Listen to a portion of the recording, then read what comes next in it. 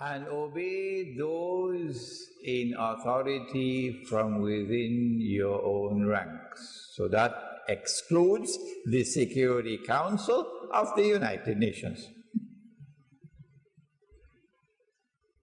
My teacher of blessed memory, Maulana Dr. Fadlur Rahman Ansari rahimahullah, commenting on this verse, he says, what Allah means is, obey those in lawfully constituted authority from amongst you.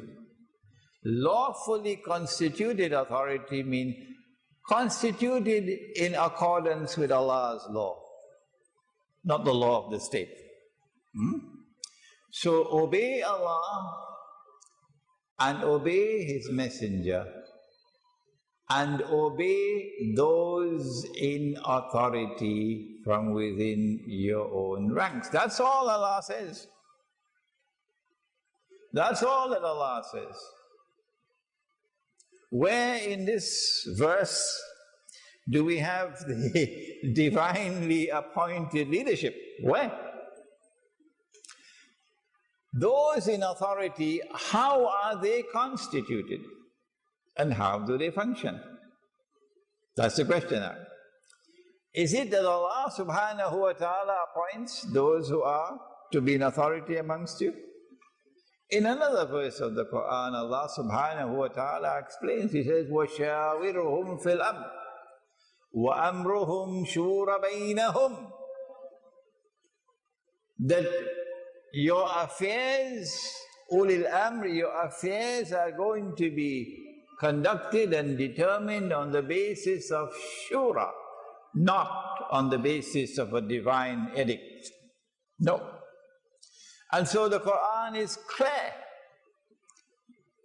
The Quran is clear that there is no basis at all in the Quran for the belief that there is a divinely appointed leadership in Islam that is restricted to the family of the Prophet ﷺ.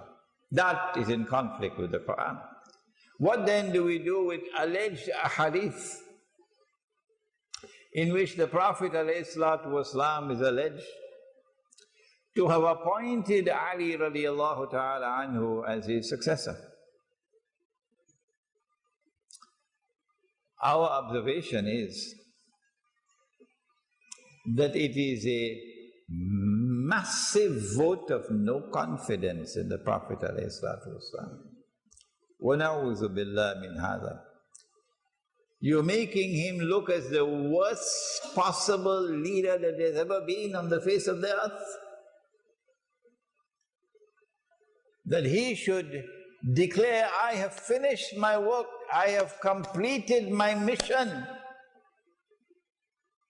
And then as soon as he dies, every single Muslim disobeys him.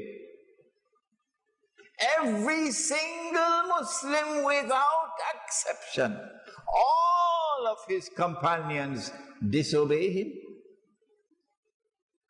by disregarding his alleged command that Ali radiallahu ta'ala anhu must be my successor. It is clear that Nabi Muhammad alayhi salatu wasalam never gave such a command, never gave such an appointment. Not only because of what is in the Quran, because it would have violated the Quran, but also because the Ummah spoke. Nobody knew about that command. And so it's a little bit late in the day to try to bring in a new doctrine which is not in conformity with the Quran and which would constitute a violent vote of no confidence in Nabi Muhammad alayhi salatu wasalam. Before we end, there is another issue which stands between the Sunni and the Shia. And it is an issue which can unite the Sunni and the Shia. And that is the Sunni belief in the advent of Imam Mahdi. And the Shia most certainly believe in the advent of Imam Mahdi. We said to them some time ago that Imam al-Mahdi would not be a Shia, meaning would not be someone who holds on to this belief. The leadership in Islam is divinely ordained and is restricted to the family of the Prophet ﷺ. He will not be a Shia in that sense.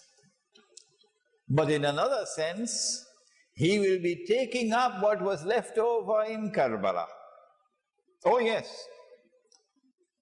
And all the forces of oppression, and all the forces of tyranny, and all the forces of corruption of the faith, by bringing family rule and crown prince and king and so on, will all be running on that day, running for their life when Imam al-Mahdi comes.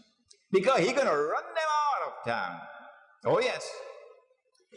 In that sense, Imam al-Mahdi would be in harmony with the movement that emerged from Karbala.